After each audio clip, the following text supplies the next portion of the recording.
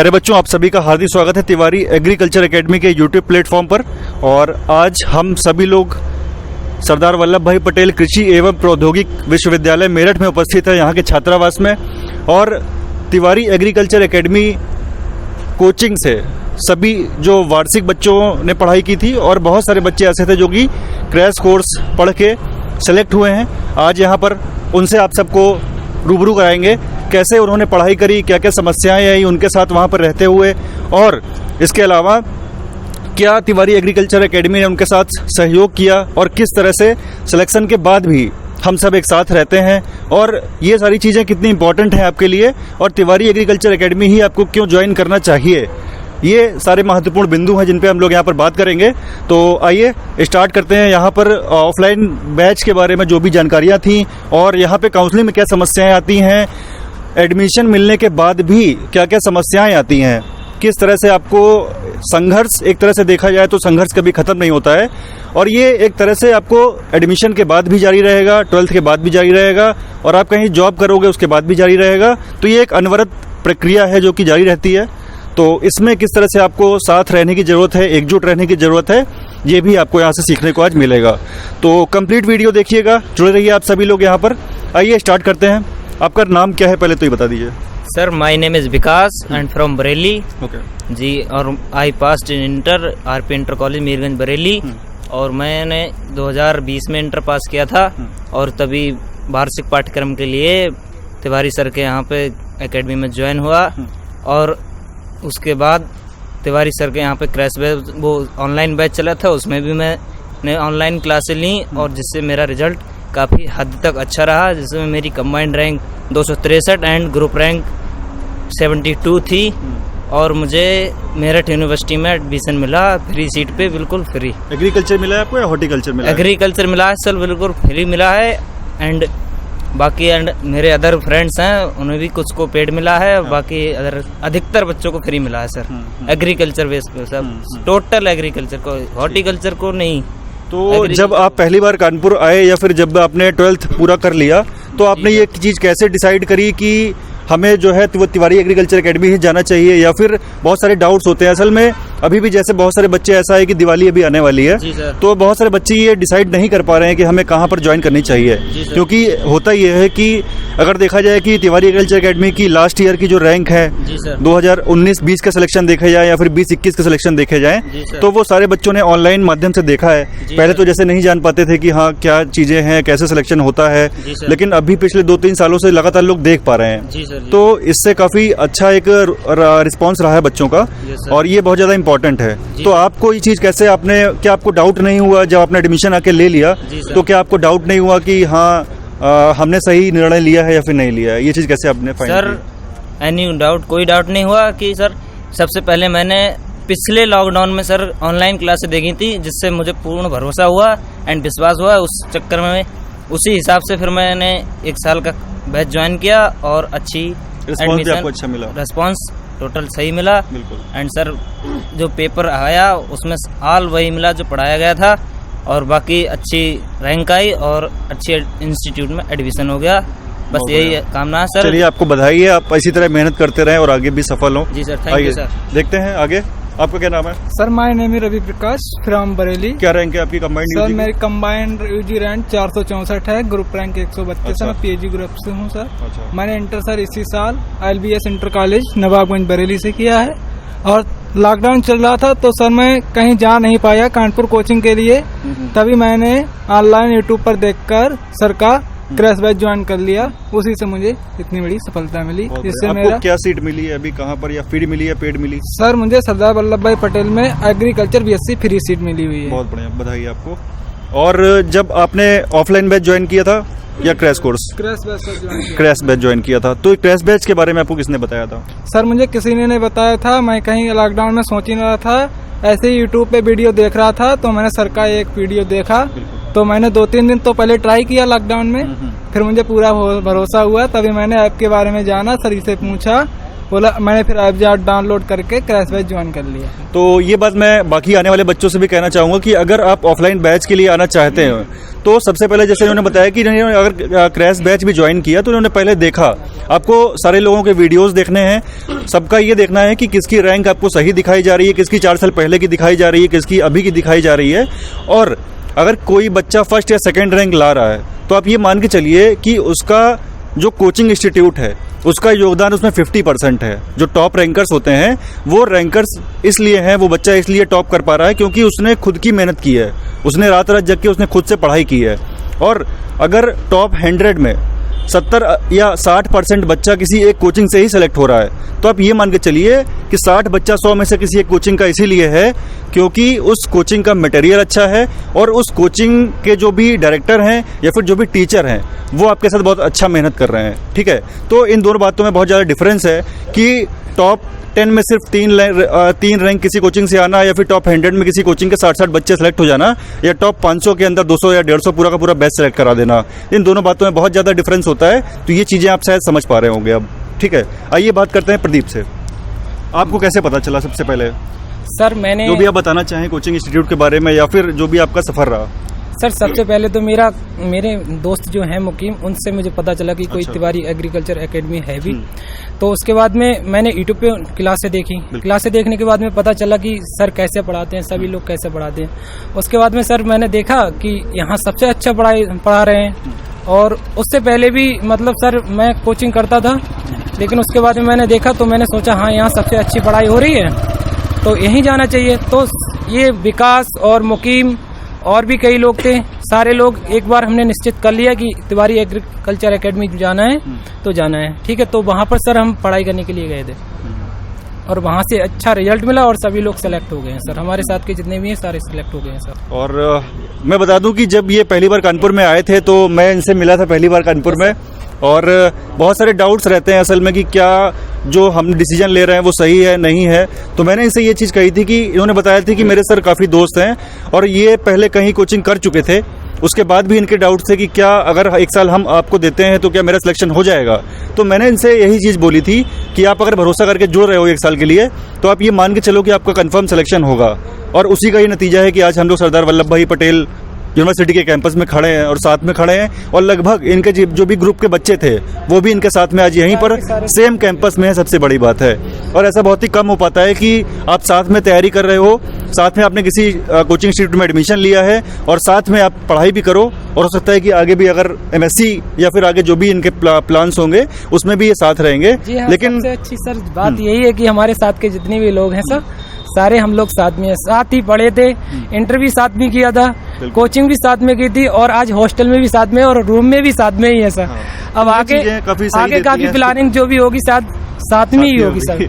तो ये चीज़ें काफ़ी पॉजिटिव रहती हैं मेरे ख्याल से कि आपकी कोई भी तकलीफ है अगर आपको, चाहे वो हॉस्टल में रहती हो चाहे कभी भी, तो वो जो आपके साथ रहने वाला है वो पर्सन के साथ में मिलकर शेयर हो जाती है, तो वो हमेशा आपके साथ में कोई दिक्कत नहीं आने वाली है। कोई दिक्कत नहीं आने वाली। बिल्कुल।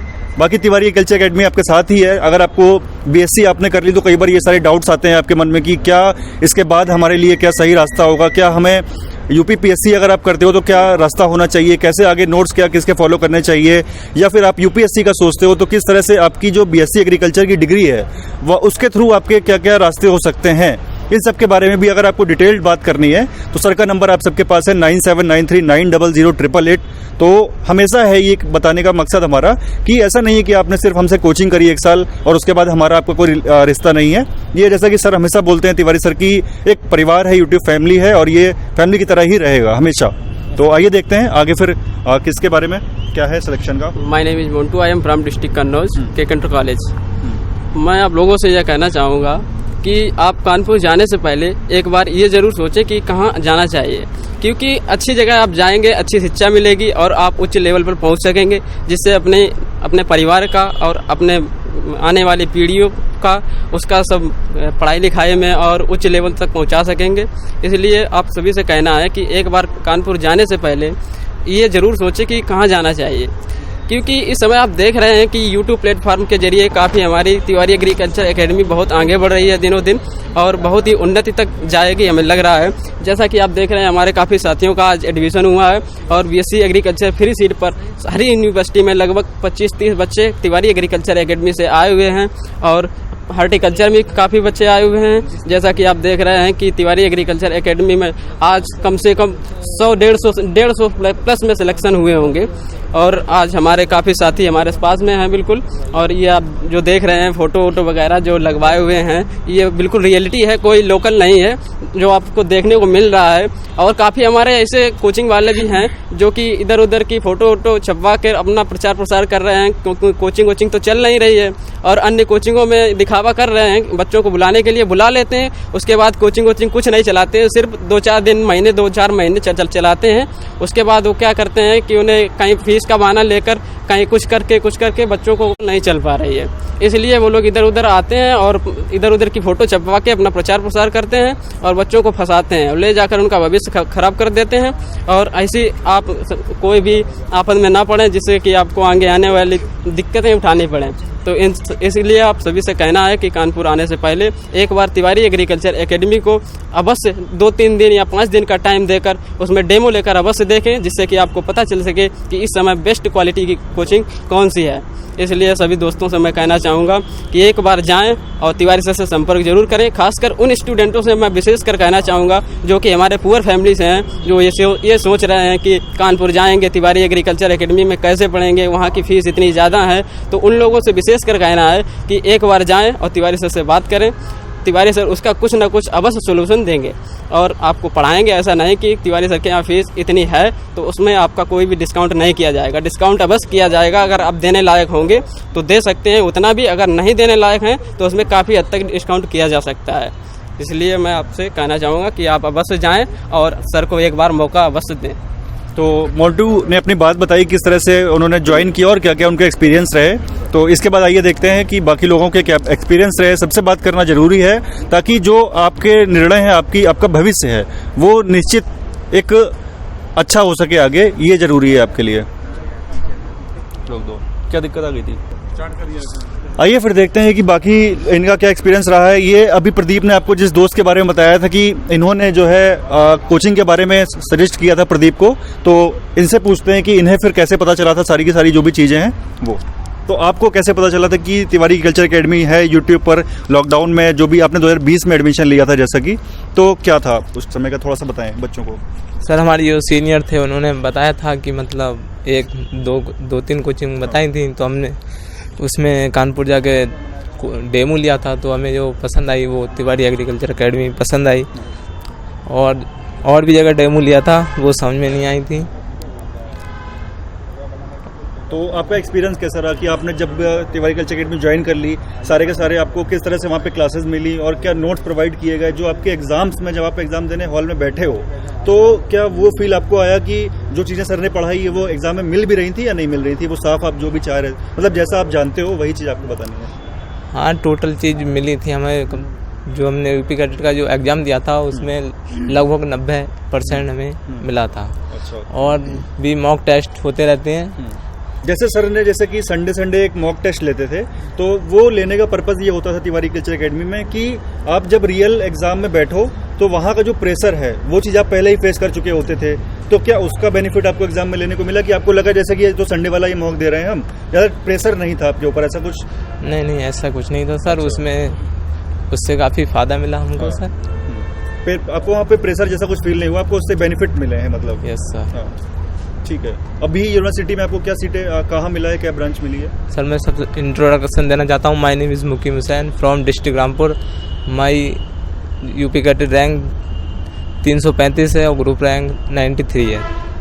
मुझे SBPUAT में एग्रीकल्चर फ्री सीट मिली है। Free seat sir. चलिए बहुत बहुत बधाई, आप ऐसे ही मेहनत करते रहें।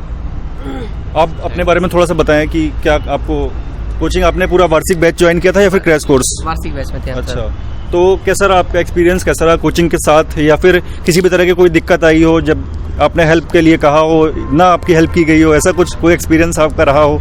ऐसा कुछ? नहीं सर, ऐसा कुछ नहीं था। जितने भी टीचर थे वो सब एक तरीके से फ्रेंडली करके थे। अच्छा। और जितने भी टीचर सब अच्छे से समझाते थे, सब पढ़ाई भी ठीक होती थी। और खासकर ये होता था कि सर जैसे कि अगर संडे को टेस्ट हुआ तो उसका मंडे को हम लोग को बताया जाता है पूरा टेस्ट के बारे में, मतलब डिटेल बताई जाती थी कि ये का क्वेश्चन, जैसे कि नॉर्मली ये नहीं कि संडे टेस्ट दे दिया बस हो गया। उसका एक तरह से मॉक जो टेस्ट होता था उसका रिव्यू करते थे। हाँ, उसका रिव्यू एक तरीके से बताते हैं कि हाँ कि इसका आंसर ये है, बाकी सब डिटेल से बताई जाती है सब सर। तो वो चीज़ें आपके लिए बेनिफिशियल रही? वो सर बेनिफिशियल रही थी, जैसे कि पूरा एक हफ्ते भर का सर पढ़ाया गया, उसका टेस्ट हो गया तो समझते थे कि हाँ हफ्ते भर कितना तैयार हुआ है और कितना रह गया है, तो उसी तरीके से आगे तैयारी होती थी। बहुत बढ़िया। अभी आपकी क्या रैंक है यूजी कंबाइंड में और कहाँ पे आपको? मेरी सर जो यूजी कंबाइंड रैंक है वो है 873 रैंक है और मुझे मेरठ में फ्री एग्रीकल्चर सीट मिली है सर। बहुत बढ़िया। तो अभी आपके क्या एडमिशन लेने के बाद आपने क्लासेस ज्वाइन कर ली हैं? ये सर क्लासेस चालू हो गई, क्लासेस सर 22 तारीख से क्लासेस चालू हो गई सर। अच्छा, तो यहाँ पे कुछ बच्चों का ये भी थे कि जो बच्चे क्लासेस ज्वाइन कर ले रहे हैं उनके सामने एक इंग्लिश बहुत बड़ा मुद्दा आ रहा था कि क्या इंग्लिश एक बहुत बड़ी समस्या आ रही है उनके लिए। तो इसके बारे में भी हम लोग लास्ट में बात करेंगे कि कैसे आप उन चीज़ों से आप लड़ सकते हो या फिर वो चीज़ें जो हैं वो कैसे आपकी दूर होंगी। तो एक लास्ट में इसके बारे में देखेंगे हम लोग कि सिलेक्शन के बाद और सिलेक्शन के पहले आपकी क्या लाइफ होती है, सिलेक्शन के बाद क्या लाइफ होती है। ये भी एक बहुत इंपॉर्टेंट रहता है। अगर आप किसी एग्जाम की तैयारी करते हो तो आपको वो चीज़ें पहले से ही पता होनी चाहिए ताकि आपके सामने जो भी चुनौतियाँ आने वाली हैं उनका आप अच्छे से सामना कर सको। ठीक, तो आइए देखते हैं इसके बाद आपका क्या नाम है और क्या रैंक है आपकी यूजी में? सर मेरा नाम जय कुमार है और मैं बिलोंग कानपुर देहात डिस्ट्रिक्ट से करता हूँ और मेरी जो कंबाइंड यूपी में रैंक जो है 276 थी और मेरी जो एग्रीकल्चर ग्रुप में रैंक 74 थी और बस सर रैंक। और क्या मिला आपको? सर मेरी एजी फ्री सीट है एसबीपीयूटी में। ठीक है, चलिए बहुत बढ़िया। आपने ऑफलाइन बैच किया था या फिर क्रैश कोर्स किया हुआ था? जी सर मैं ईयरली बैच का हूँ सर स्टूडेंट, ऑफलाइन बैच में। Yes sir. चलिए सही है। क्या सर आपका एक्सपीरियंस कोचिंग इंस्टीट्यूट के साथ या फिर आप कुछ और कोचिंग के बारे में कहना चाहें या फिर जो भी बच्चे असल में दिवाली के बाद आने वाले हैं उनके बारे में आप क्या कहना चाहेंगे कि क्या सुझाव हैं आपके उनके लिए? मैं तो उन बच्चों को यही कहूँगा कि जो तिवारी एग्रीकल्चर और उनकी जो पूरी बैकग्राउंड में जो उनकी टीम है उसका लेवल थोड़ा नेक्स्ट लेवल है, वो अलग लेवल के टीचर हैं और उनका जब आप अलग लेवल के टीचर के साथ जब पढ़ोगे ना तो आपका लेवल भी दूसरे बच्चों के रिजल्ट से अलग होगा। बिल्कुल। तो मैं तो उन बच्चों से यही कहूँगा कि वो इधर उधर मत भटकें और तिवारी एग्रीकल्चर एकेडमी में जाएं और तिवारी सर तो बहुत अच्छे हैं, वो तो हमेशा ही साथ देते हैं बच्चों का। चलिए थैंक यू। और बहुत सारे बच्चों का ये रहता है कि एक बहुत सारी बच्चे जब आते हैं या फिर मैं ये कहूँ कि कुछ पेरेंट्स ऐसे आते हैं जब वो ये बोलते हैं कि सबसे पुरानी एक कोचिंग है और वो तो बहुत सारी पुरानी है, मतलब बहुत सालों पुरानी है, उसके वर्षों हो चुके हैं, वो तो सिलेक्शन करा ही देंगे, है ना। तो ऐसा नहीं होता है। मैं ये इस बारे में आपको एक एग्जांपल के थ्रू आपको समझाना चाहूँगा कि जैसे कोई घड़ा है, एक तरह से आप अपने बच्चे को या स्टूडेंट को आप घड़े के रूप में मानिए और कोई स्टैंड है लोहे का जिस पे घड़े को रखा जाता है ना। तो कोई स्टैंड लोहे का है, वो सबसे अगर पुराना है तो आप ये जरूरी नहीं कि आप अगर पुराने स्टैंड पे घड़े को रख दोगे तो वो अच्छा बचा रहेगा, है ना। कोई चीज़ पुरानी है तो जाहिर सी बात है उसमें जंग भी लगेगा, उसको घमंड भी होगा अपनी चीज़ों पे और ज़रूरी नहीं कि उसने अपना कंटेंट उतना अपडेट किया हो कि वो आपके बच्चे को सिलेक्शन दिला पाए। तो ये इंपॉर्टेंट नहीं है कि कौन सी कोचिंग कितनी पुरानी है, इंपॉर्टेंट असल में ये होता है कि कौन सी कोचिंग में अगर आप जाते हो वहाँ की पढ़ाई गई चीज़ें आपको समझ में आ रही हैं और वहाँ से सबसे ज़्यादा बच्चे सेलेक्ट हो रहे हैं। सबसे ज़्यादा बच्चों का सेलेक्ट होने का एक ये भी रीज़न है कि बच्चे अपने टीचरों से या फिर वहाँ के कोचिंग के जो मटेरियल दिया जा रहा है उनको, उनकी भाषा को, उनके जो समझाने का तरीका है उसको समझ पा रहे हैं, है ना। तो आप शायद समझ पा रहे होगे कि ज़रूरी नहीं है कि वो पुराने टूटे हुए स्टैंड पे घड़े को रखा जाए तो वो घड़ा बचा रहेगा। अगर कोई नया स्टैंड है, वैसे तिवारी एग्रीकल्चर एकेडमी भी पुरानी ही है और यहाँ का मटेरियल इस बात को यही दर्शाता है कि सबसे ज़्यादा सिलेक्शंस लास्ट ईयर में भी हुए हैं और पहले भी लगातार होते आ रहे हैं। ठीक है, तो आप बात समझ पा रहे होंगे कि इम्पॉर्टेंट ये है कि आपको जाना है।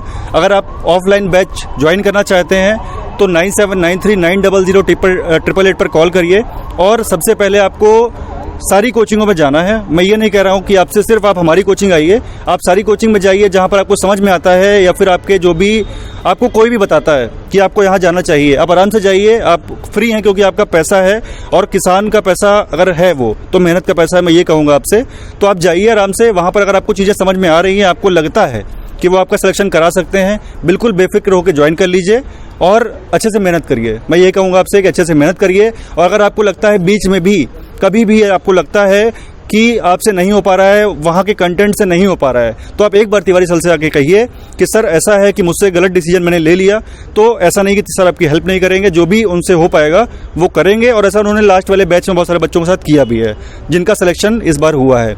और देखा जाए तो CSA के चाहे कैंपस हो, चाहे लखीमपुर खीरी कैंपस हो, बांदा यूनिवर्सिटी हो, मेरठ हो, हर जगह लगभग आप किसी भी कैंपस में जाके बस एक बार हाथ उठा के नारा लगा दीजिए तिवारी सर, तो 4-5 आपको मिल जाएंगे वहाँ पे कि वो तिवारी सर को जानते होंगे या फिर तिवारी एग्रीकल्चर एकेडमी का नाम सुने होंगे।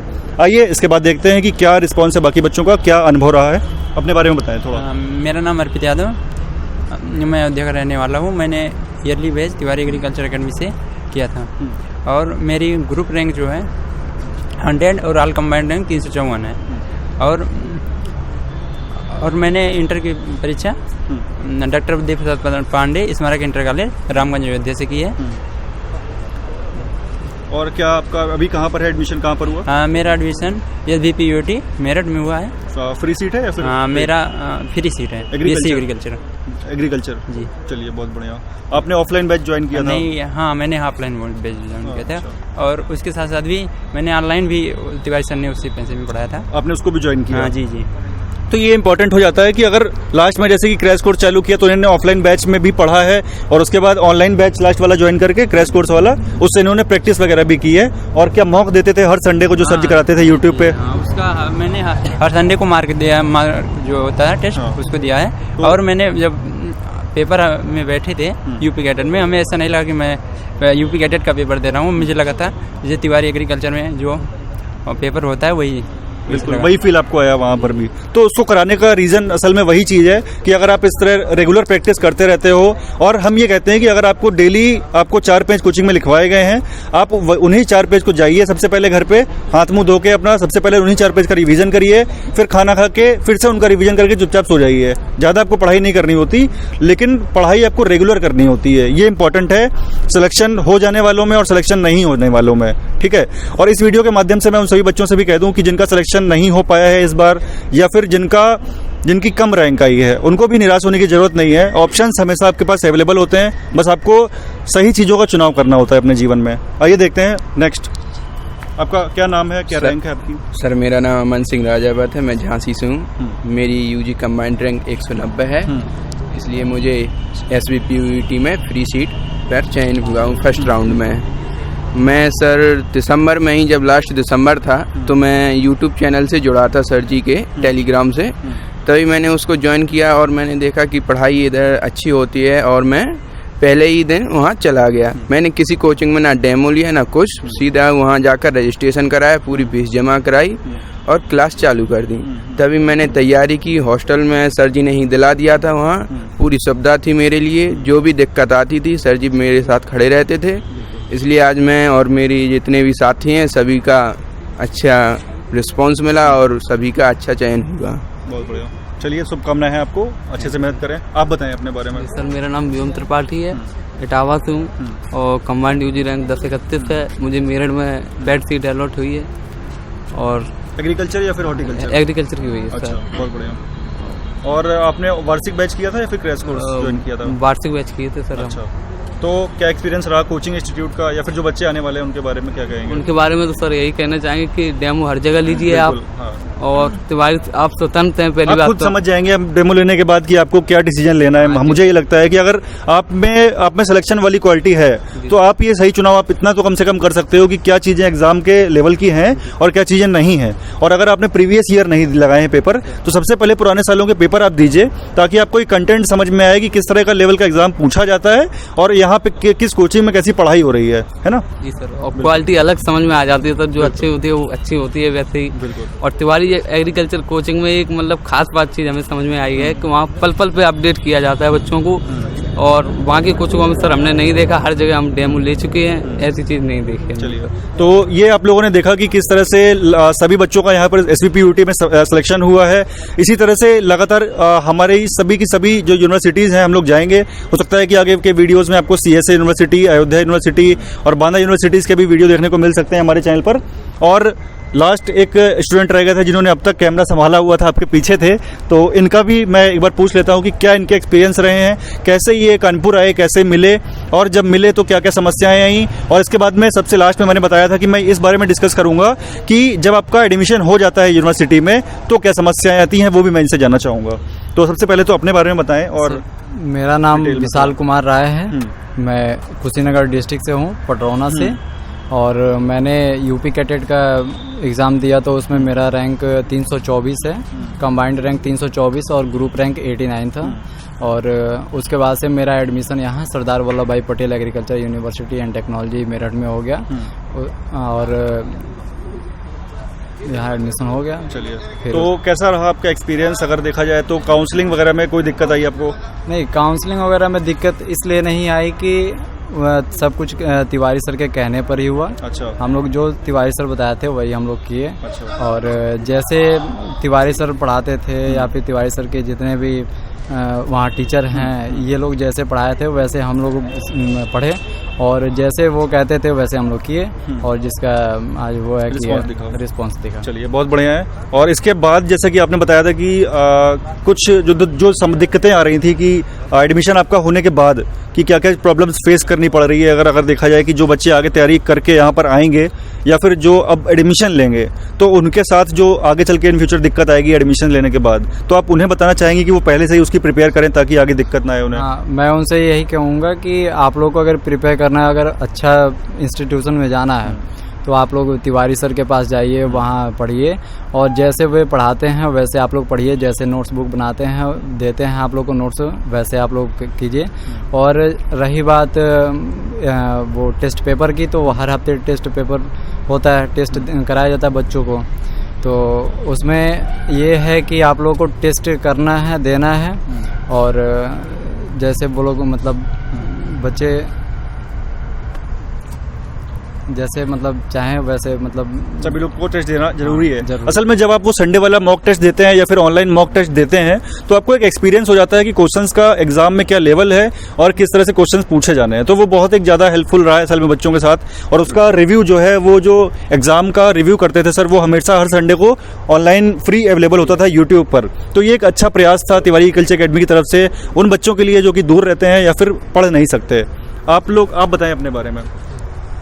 मैंने उसको बोल आई am from Etawah and sir मैंने प्रिपरेशन की थी यहाँ पे तिवारी एग्रीकल्चर एकेडमी में आगे बैच ज्वाइन किया था? हाँ, एक वर्षीय बैच मतलब वार्षिक ज्वाइन किया था मैंने।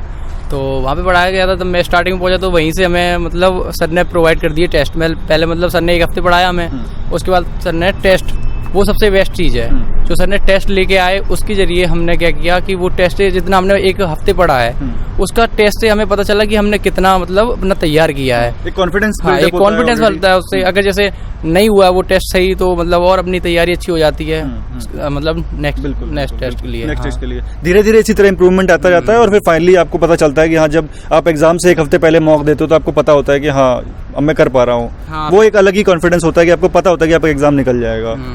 सही है। तो आप क्या कहना चाहेंगे जो भी बच्चे आने वाले हैं उनके बारे में, उनसे क्या कहना उनके बारे में? मैं यही बोलना चाहता हूँ कि तिवारी सर जो फिजिक्स पढ़ाते हैं मुझे लगता है शायद ही कोई कानपुर में पढ़ा पाता हो। सच बता रहा हूँ। आपको बता दूं बच्चों की, अगर फिजिक्स के बारे में बात की जाए तो तिवारी सर के बारे में आप लोग जानते होंगे कि एयरफोर्स फिजिक्स पढ़ाते हैं, और यूट्यूब पर आप सर्च कर सकते हो तिवारी सर एयरफोर्स फिजिक्स। तो वो एयरफोर्स के बैच चलते हैं कानपुर में, तो फिजिक्स जो सर पढ़ाते हैं बहुत, उसके बारे में तो कुछ कहा ही नहीं जा सकता, आप खुद देख सकते हो। हाँ, तो मेरे आयुष सर हैं, एक आयुष तिवारी सर बायो पढ़ाते हैं। एक बार जो उनका पढ़ लेगा वो फिर शायद ही भूल पाया उन्हें। एनसीईआरटी लेते हैं वो, बहुत अच्छा पढ़ाते हैं बायो। अगर डायग्राम वगैरह से बना के मतलब उनकी अगर आप चित्रकला शैली देखेंगे तो वो भी एकदम बेहतरीन अच्छी बनाते हैं। और मेरे जो सर हैं अपने योगेंद्र सर, वो एग्रीकल्चर का बहुत अच्छा देखते हैं। सब बहुत बेस्ट है यहाँ पे। PhD होल्डर है वो तो भैया CSA से। तो अब क्या है कि जो 2022 के लिए आए वो तिवारी एग्रीकल्चर ही ज्वाइन करें आके, मेरा सजेस्ट यही रहेगा।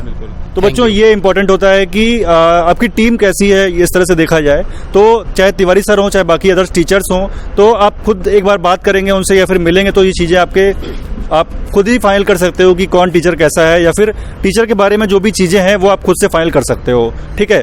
तो लास्ट में मैं यही कहूँगा कि जो भी बच्चे आना चाह रहे हैं दिवाली के बाद वो अपना अच्छे से प्लान कर लें। जो भी उनके पुराने छात्र हैं आसपास के, जो भी या फिर उनके इंटर कॉलेज के टीचर्स हैं, एक बार उनसे मिलकर डिस्कस कर लें चीज़ों को, या फिर उनके गांव से या आसपास जो भी सिलेक्शंस हुए हैं उनसे मिलकर बात कर लें, या फिर पूरे के पूरे यूट्यूब चैनल पर आप चेक कर लीजिए कि रैंक सबसे ज़्यादा या फिर सबसे ज़्यादा सिलेक्शंस कहाँ से हुए हैं। ये आप अगर आप चेक एक बार करेंगे तो मुझे लगता है कि आप सही निर्णय ले पाएंगे। और अगर आपको लगता है कि तिवारी एग्रीकल्चर एकेडमी बेस्ट है, या फिर मैं उन छात्रों के बारे में भी कहना चाहूँगा जिनका सिलेक्शंस हुआ है इस बार तिवारी एग्रीकल्चर से पढ़कर, तो आप सब लोग एक छोटा छोटा वीडियो आप सब लोग बनाना जानते होंगे, और लगभग मेरे ख्याल से सभी लोग यूट्यूब चैनल चलाते हो, है ना। और उस YouTube चैनल पर कैसे वीडियो अपलोड होता है ये भी आप सबको पता है कि प्लस पॉइंट पर जाके छोटा सा वीडियो आप अपलोड कर सकते हो। तो मेरी ये आप सबसे एक छोटी सी गुजारिश है, आप ये कह लीजिए तिवारी परिवार की तरफ से गुजारिश है कि आप सब लोग एक सेल्फ वीडियो बनाइए। आप जो भी बताना चाहते हो, पॉजिटिव जो भी आपके मन में है तिवारी सर के लिए या फिर टीम के लिए जो भी है, आप खुद से एक छोटा सा वीडियो बनाकर एक छोटा सा वीडियो सभी लोग यूट्यूब पर अपलोड कर दीजिए। जहाँ से भी आप देख रहे हो, किसी भी यूनिवर्सिटी से हो, जो भी है वो जहाँ से भी हो, आप बस एक छोटे छोटे सब लोग वीडियो अपलोड कर दीजिए ताकि उन बच्चों के लिए हेल्प हो सके जो आगे आने वाले हैं या फिर आगे आने वाले ईयर में तैयारी करेंगे। तो इसी बात के साथ मैं यहाँ पर बात ख़त्म करता हूँ, और सभी लोग जुड़े रहिए इसी तरह से। इस वीडियो को ज़्यादा से ज़्यादा लोगों तक शेयर करिए, और बात मैं आखिरी में यही कहूँगा, जय जवान जय किसान, जय जवान जय किसान, भारत माता की वंदे वंदे। तिवारी सर जिंदाबाद, तिवारी सर जिंदाबाद, तिवारी सर जिंदाबाद। जय हिंद। जय